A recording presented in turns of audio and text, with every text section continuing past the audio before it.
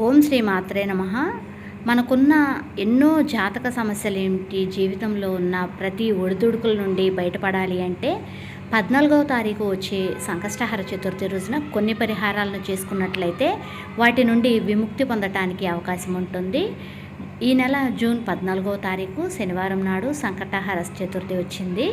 జ్యేష్ఠ మాసంలో అందులోనూ శనివారంతో కలిసి వచ్చిన చతుర్థి అంటే చాలా శక్తివంతమైన రోజు. ఈ రోజున వినాయకుడిని పూజించటం వలన ఎన్నో రకాల సమస్యలు వెంటనే తొలగిపోయే అవకాశం ఉంటుంది. సంకటహర చతుర్థి అంటేనే మన కష్టాలన్నీ వెంటనే తొలగిపోయే రోజు అని అర్థం. అలాంటి సంకటహర చతుర్థి రోజున గణపతిని ఎలా పూజించాలి, ఏ విధి విధానాల వల్ల పూజించటం వలన ఆయన పరిపూర్ణ అనుగ్రహం మన మీద ఉంటుంది అనేది ఇప్పుడు వీడియోలో తెలుసుకుందాం. మీరు కనుక నా వీడియో ఫస్ట్ టైం చూస్తున్నట్లయితే ప్లీజ్ సబ్స్క్రైబ్ మై ఛానల్. అలాగే వీడియో మీకు కనుక నచ్చినట్లయితే ప్లీజ్ ఒక లైక్ చేయడం మాత్రం అస్సలు మర్చిపోవద్దు. జూన్ 14వ తారీఖు శనివారం నాడు ఇంట్లో వినాయకుడిని కనుక పూజించినట్లయితే మీ కుటుంబంలో ఉన్న సమస్యలన్నీ కూడా దూరమైపోవటానికి అవకాశం ఉంటుంది. అంతేకాకుండా మీ ఇంటికి ఉన్న ఆర్థిక ఇబ్బందులన్నీ కూడా తొలగిపోతాయి. నరక బాధల నుండి విముక్తి లభించిన కొన్ని కోరికలన్నీ కూడా తప్పనిసరిగా నెరవేరుతాయి. అంటే నరక బాధల నుండి విముక్తి చెందే అంటే దీర్ఘకాలిక అనారోగ్య సమస్యలైన మానసిక ఒత్తిళ్ల నుండి కూడా దూరం కావడానికి అవకాశం ఉంటుంది. జూన్ 14 సంకటహర చతుర్థి రోజున ఆడవాళ్ళు ఉదయాన్నే నిద్రలేచి ఇల్లంతా శుభ్రం చేసుకుని ఇంటి గడపలకు పసుపు రాసి ఇంటి ముందు ముగ్గులు వేసి చక్కగా తలస్నానం చేసి ఇంట్లో గణపతి వ్రతాన్ని ప్రారంభించాలి. ఈ శక్తివంతమైన వ్రతాన్ని ప్రారంభించే ముందు పూజ గదిలో ముగ్గు వేసుకోవాలి. అలాగే కొన్ని అక్షంతలను సిద్ధం చేసుకోవాలి.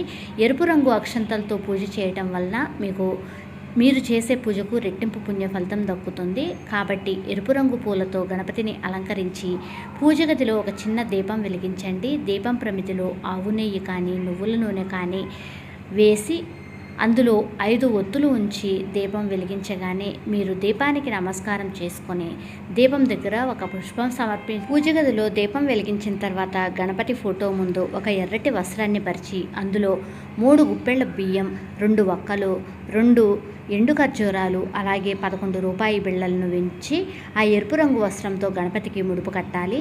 వినాయకుడికి ముడుపు కట్టేటప్పుడు మీ మనసులో ఉన్న కోరిక తలుచుకుంటూ గణపతి నామం చెప్పుకుంటూ 3 ముళ్ళు వేస్తూ స్వామివారికి ముడుపు కట్టాలి. ఈ ముడుపును పూజ గదిలోనే పెట్టి ముడుపుకు నమస్కారం చేసుకొని ఓం గం గణపతయే నమః అనే మంత్రాన్ని 108 సార్లు చదవాలి. ఇక పూజలో గణపతికి నైవేద్యంగా అరటి పండ్లను నివేదించాలి. లేదు అంటే ఒక చిన్న బెల్లం ముక్కనైనా నివేదించితే సరిపోతుంది. చివరగా వినాయకుడికి హారతి ఇచ్చి ముడుపుకు కూడా హారతి ఇచ్చి వినాయకుడికి నమస్కారం చేసుకుని 5 ప్రదక్షిణలు చేసి తల మీద అక్షంతలను వేసుకుని మీ పూజను ముగించుకోవాలి. ఈ విధంగా ఉదయం పూజ చేసిన తర్వాత మరలా సాయంత్రం కూడా తలస్నానం చేసి పూజ గదిలో దీపం వెలిగించి ఉదయం కట్టిన ముడుపుకు నమస్కారం చేసి ఆ ముడుపును విప్పి ఆ ముడుపులో ఉన్న బియ్యంతో పరమాన్నం తయారు చేసి వినాయకుడికి నైవేద్యంగా సమర్పించి ఆ ప్రసాదాన్ని ఇంట్లో ఉన్న కుటుంబం అంతా కూడా స్వీకరించాలి. వినాయకునికి అత్యంత ప్రీతికరమైన వాటిలో గరిక కూడా ఒకటి కాబట్టి ఈ సంకటహర చతుర్థి రోజున ఇంట్లో పూజ చేసేటప్పుడు 21 గరిక ఆకులను తెచ్చి మీ పూజ గదిలో ఉన్న గణపతికి సమర్పించి మీ మనసులో ఏదైనా కోరిక కోరుకోండి. కోరిన కోరికలన్నీ ఖచ్చితంగా నెరవేరుతాయి. అదేవిధంగా మీ ఇంటి యొక్క ఆదాయం కూడా పెరుగుతుంది. అంతేకాకుండా అదృష్టం కలిసి రావాలి అనుకునే ప్రతి ఒక్కరూ కూడా ఈ సంకటహర చతుర్థి రోజున 21 యాలుకలను తీసుకుని దారానికి గుచ్చి ఆ యాలుకల మాల తయారు చేసి గణపతి ఫోటోకి వేయండి. ఇంట్లో పూజ పూర్తయిన తర్వాత ఈ యాలకుల మాల తీసి మీ బీరువాలో కానీ మీరు డబ్బులు భద్రపరుచుకునే ప్రదేశంలో కానీ ఉంచండి. అప్పుడు మీ సంపాదన అనేది రెట్టింపు అవ్వటానికి అవకాశం ఉంటుంది. అంతేకాకుండా మీ జీవితంలో అదృష్టం అనేది కలిసి వస్తుంది. ఈ సంకటహర చతుర్థి రోజున గణపతి వ్రతాన్ని ఆచరించిన వారికి గణపతి ఆశీర్వాదంతో పాటు మీ కష్టాలన్నీ కూడా వెంటనే తొలగిపోయి తరతరాలకు తరగని ఐశ్వర్యం, ఏదో ఒక రూపంలో, విద్య రూపంలో అయినా, ధన రూపంలో అయినా సరే, వస్తు రూపంలో అయినా సరే మీకు కలిసి వస్తుంది. ఈ రోజున ఇంట్లో పూజ చేయలేని వారు కనీసం మీ పూజ గదిలో ఒక దీపం వెలిగించి ఓం ఘం గణపతయే నమః అనే మంత్రాన్ని చదువుకోండి. ఈ గణపతి వ్రతాన్ని ఆచరించేవారు తప్పనిసరిగా ఒక పూట ఉపవాసం ఉండాలి. ఈ రోజున ఉపవాసం ఉన్నవారికి సకల పాపాలన్నీ తొలగిపోయి జన్మ జన్మల అదృష్టం కలిసి వస్తుంది అనటంలో అతిశయోక్తేమీ లేదు. ఉపవాసం ఉండేవారు రాత్రి చంద్రుని చూసి మీ ఉపవాసాన్ని విరమించాలి.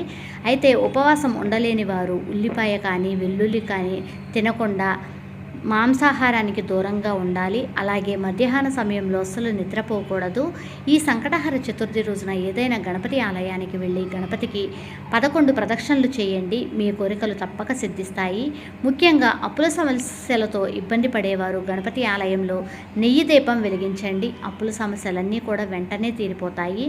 అలాగే గణపతి ఆలయంలో గరికమాలను సమర్పించినట్లయితే ఈ సంవత్సరం అంతా ఆర్థిక ఇబ్బందులు లేకుండా ఉంటాయి. వినాయకుడిని ఆశీర్వాదం మీ ఇంటి మీద ఉంటుంది. అదేవిధంగా భార్యాభర్తల మధ్య కలహాలు, కుటుంబ సమస్యలతో బాధపడేవారు గణపతి ఆలయంలో వినాయకుడికి అరటి పండ్లను సమర్పించండి.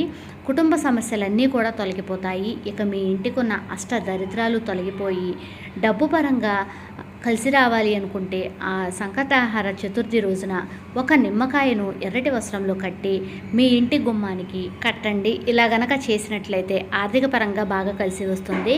ఇక వివాహమైన ఆడవారు ఈ రోజున తప్పనిసరిగా కుంకుమ బొట్టు పెట్టుకోవాలి.